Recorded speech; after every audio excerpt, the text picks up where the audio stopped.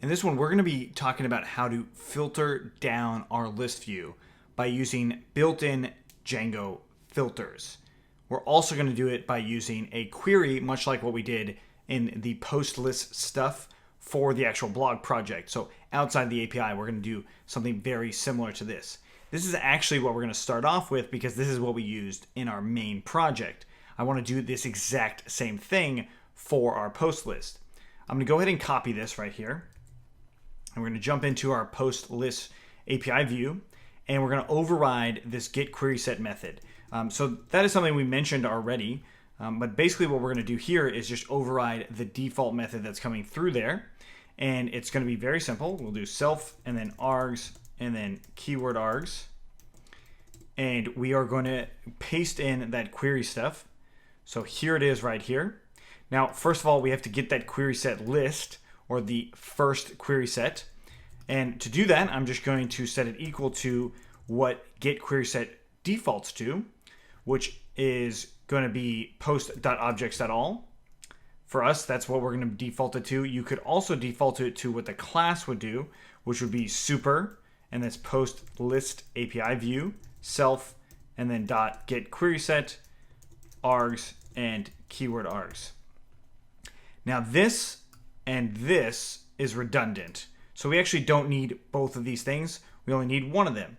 So I'm going to go ahead and get rid of this. Actually, I'll leave it in as a comment so you can see it, but we really don't need it. And we also don't need this query set attribute any longer either. So I'm going to go ahead and cut that out and paste that here.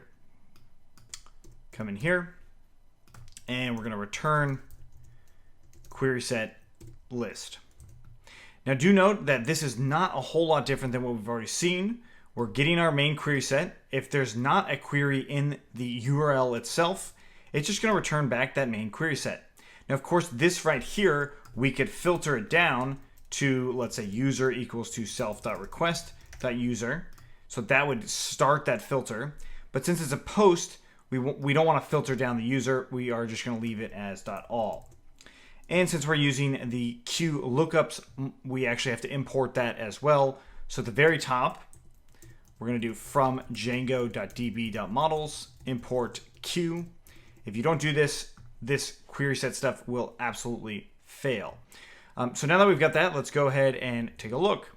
We jump into our list view here, and we get global name or request is not defined. So let's see why. And that's this right here. Now, this is a class-based view, so we have to use self.request in order for that to work. Refresh, it comes back. And now here, if we want to actually query this, we could do question mark Q equals to, and let's just say, I'll say new post. And we get nothing, right?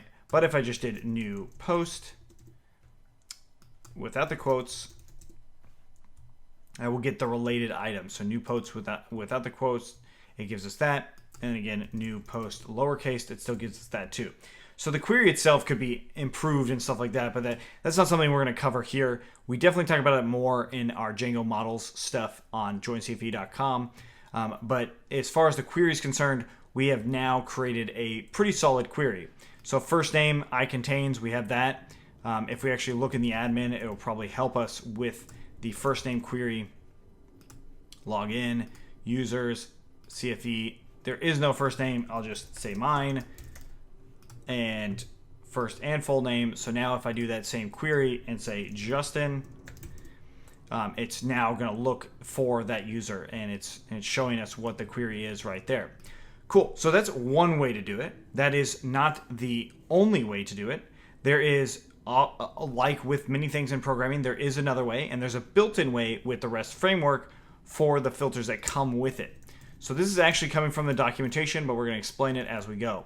So we'll do filter, and we're going to import two different kinds.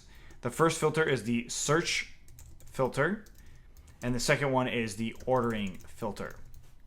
All right, so the search filter, we're going to come down back into our class down here, our list view class, and we're going to do filter backends, and we're going to equals to search filter. And then I'll set search fields equal to the fields I want to search. So title, content, user first name, not I contains, but just user first name. There we go. So we have search fields. This should look pretty familiar to the admin itself. We have list filter versus search filter, but we also have search fields here, just like what we've seen. So we go back, search fields. It's not a whole lot different there. So that's obviously it's emulating things that Django does very well. So now that we've got that, let's actually add in, let's make sure we're doing, and it is a little import error here. It is actually from filters, not filter. And there we go. So we refresh in here, and I'm going to get rid of that first get request and just change this to search, and I'll say Justin. And again, same stuff's coming up. Search, new post, same stuff's coming up as the other query is concerned.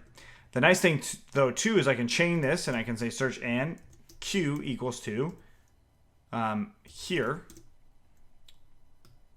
just here. And it's actually doing two searches now for me. It's doing the Q search, which is this one, and then it's doing the built-in search, which is this stuff right here. Kind of cool. It's actually narrowing it down even more for us. Now, Django REST framework has a requested or a suggested filter, an even more in-depth filter, which is the Django filter. This is a third-party filter that works with the API, but it also works without the API, so just regular Django. We actually cover that in the e-commerce 2 API project because it goes into a lot more detail with products and pricing and stuff like that. So that is something to note. But there's one more thing that we did import, and that was order filter or ordering filter. Let's go ahead and add that into our filter backends. And now what we can do is actually change the ordering based off of a get parameter as well. And we just say ordering equals to, and I'll say title. Of course, I only have one thing in here, so let's actually get rid of Q. And we see now ordering going into title. If I put a dash in front of it or minus, it will reverse that order. And that's the same thing with user. And then again, if I put a dash in front of it, it reverses that order. You can do this with publish as well. And these are published not the same. So if I replace it, it will adjust accordingly. Pretty cool. So that is how we do some basic filtering here as far as getting our search and how that is concerned. So if you have any questions on what we did here, let us know. Otherwise, let's keep going.